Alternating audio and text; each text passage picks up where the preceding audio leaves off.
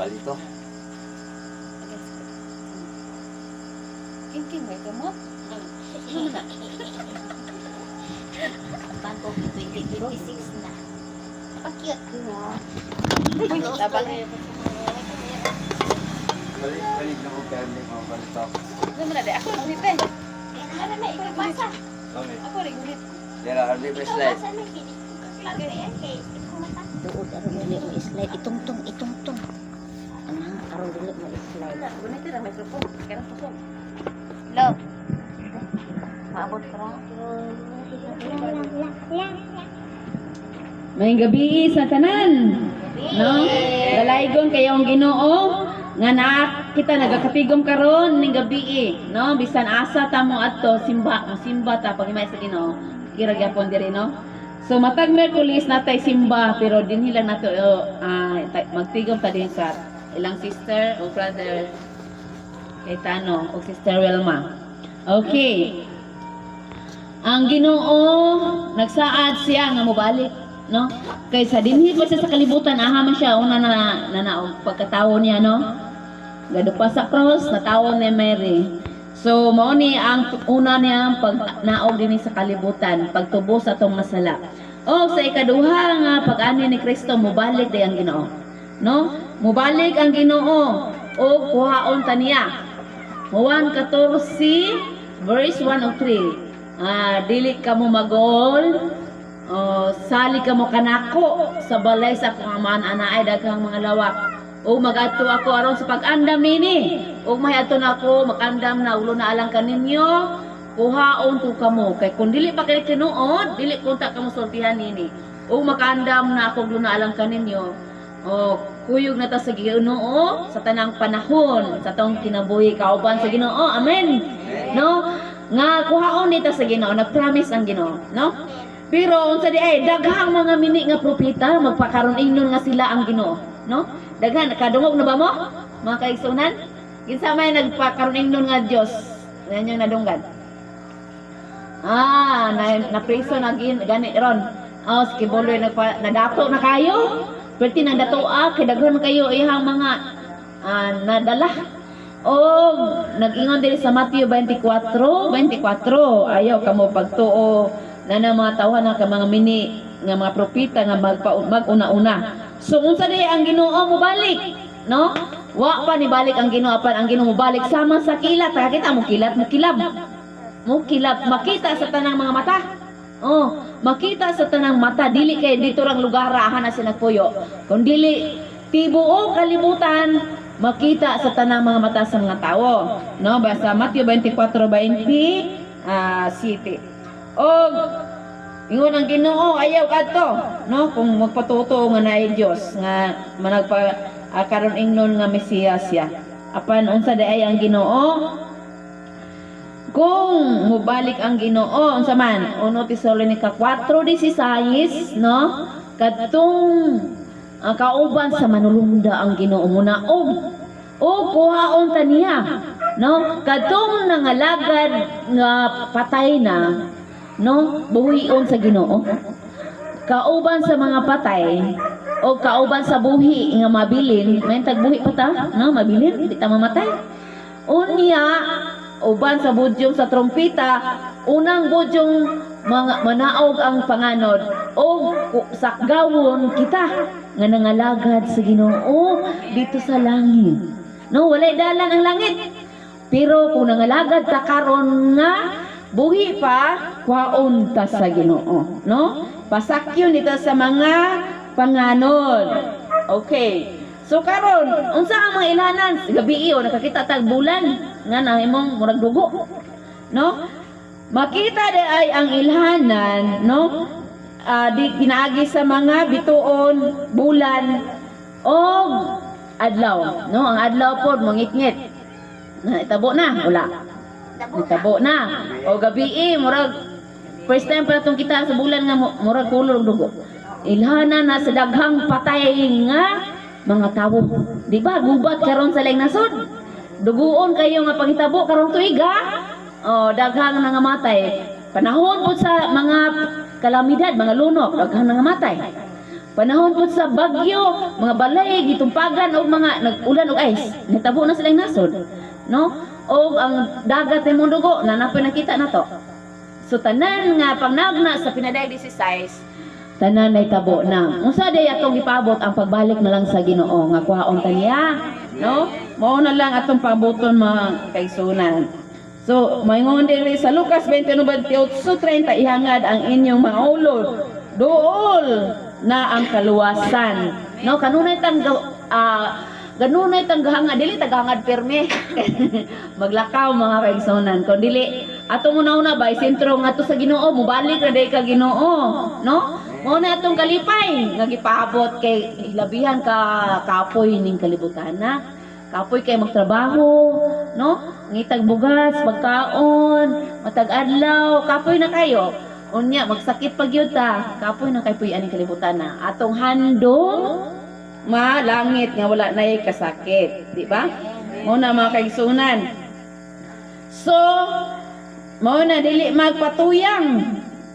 Sa kaugalingon Lucas 21:34-36. Kung dili unsa man ato ang tinguhaon ang kaluwasan giandam sa Ginoo kay unsa man duol na gyud tanan gubat kamatay linog tanan sa Mateo 24 nahitabo na sa Lucas 21 tanan nangahitabo na no muna nga kadluka nato ang Ginoo Ecclesiastes nayon sa 12:13 Ecclesiastes 12:13 nangitabo ng tanan kadluki ang Dios ug bantayi ang iyang mga sugo kay kini mao ang katungdanan sa tawo.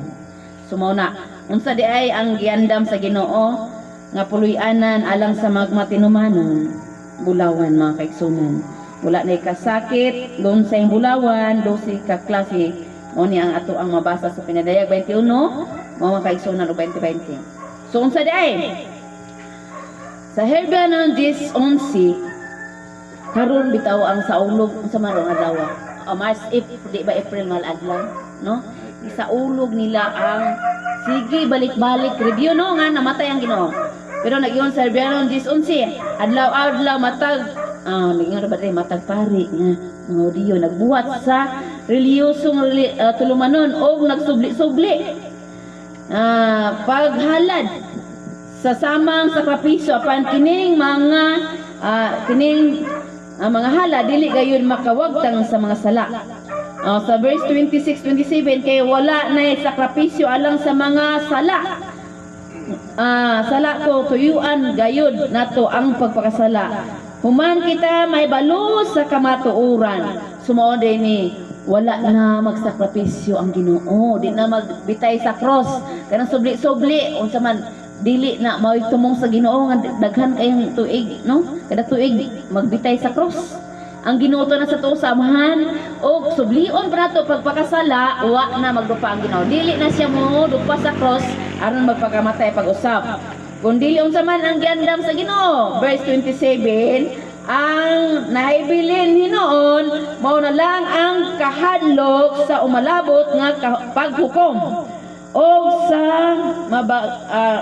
mabangis nga kalayo nga mulaglag sa musukol sa Dios o mo ni kung musukol sa Dios baka nang nahibalo na ta sa kamatuoran baliko na po nato no nga atong naandan no mao na ang musukol sa Dios unsa na mabilin mao na lang ang pagkalaglag sa kalayo mao na dili nato kinsa di ang templo sa Dios dili simbahan nga lami kay ngalan no ang ngalan nga sa ngalan ra mga reliyon sa lami kay ngalan ba nga mention gyud lami kay ngalan born again saksi ninyo ba abot anong nasaksi nga man ta na sila pagkatawo sa Ginoo pagkamatay po sa Ginoo kinsay saksi ang mga tinun-an sa Ginoo o born again so kinsay mga born ang simbahan o ang tawo so ang simbahan lami kayo o iglesia ni Kristo o nanganong na iglesia ni Kristo pero ang ananimba naba kay Kristo no so ingon ani kung kita mao ang naborn mga kaigsunan no humanta ni simba sa adlaw Domingo na change man ato ang simba ibiyaan nato tanan ang mga dili angay sa balaod sa Ginoo mo na born again no naglakaw nga bag-o nga kinabuhi nakita karon, no? So kinsa ang templo? Dili simbahan day mga kaigsunan. Herbiohanon 3 verse 6, apan si Kristo masinugtanon iyang pagka-anak nga maoy gipialan sa balay sa Dios, gipialan sa balay sa Dios. Kita mao ang iyang balay. O ampingan nato ang atong pagsalig nga mapasigarbuhon kita sa atong paglaom sa di balay dili simbahan. O kinsa di ang balay o templo? Kita di ay no nga puy-an sa Ginoo, no? Gipiyal sa Ginoo ngadto sa anak nga gidukhan ta sa cross aron unsa man mapasaylo ang atong sala. Sa Hebreanon 4 verse 7, og nagtagal siya og adlaw karong adlaw kung makadungog kamo karong adlaw ayaw pagahia ang inyuhang kasing-kasing. So karon din kita gidawat nato si Kristo, salamat sa Ginoo. No, wala nagahi atong kasing-kasing. Nidawat gyud ta Sister Welma, Brother Kaitano. Imong anak si Joy Ray wala pa. No? Pero paingon na ni Joy. No, mag-usa ta dito sa langit alang pagtuman sa kabubuton sa Ginoo kay unsa man.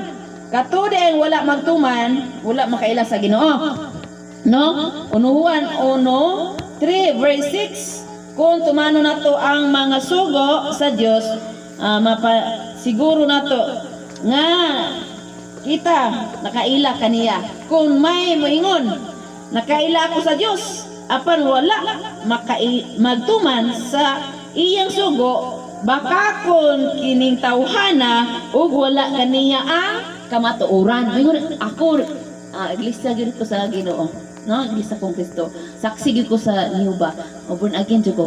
Pero wala day tumana ang sugo sa Ginoo. Baka kun nang tawhana nagpaila nga iyan ni Kristo apan wala magtuman sa iyahang mga sugo, no? Sa nangingon po diri apan ang nagtuman sa iyang sugo hingpit diha kaniya ang gugma sa Dios. Baluan nato nga nagkinabuhi sumala sa kabubuton sa Dios. Ang nag-ingon nga siya anak sa Dios, kinahanglan magkinabuhi nga sama kang Kristo. So mao ni mga kaigsunan. So unsa nabatasan sa Ginoo? Sabado, sukad pa sa sinugdanan.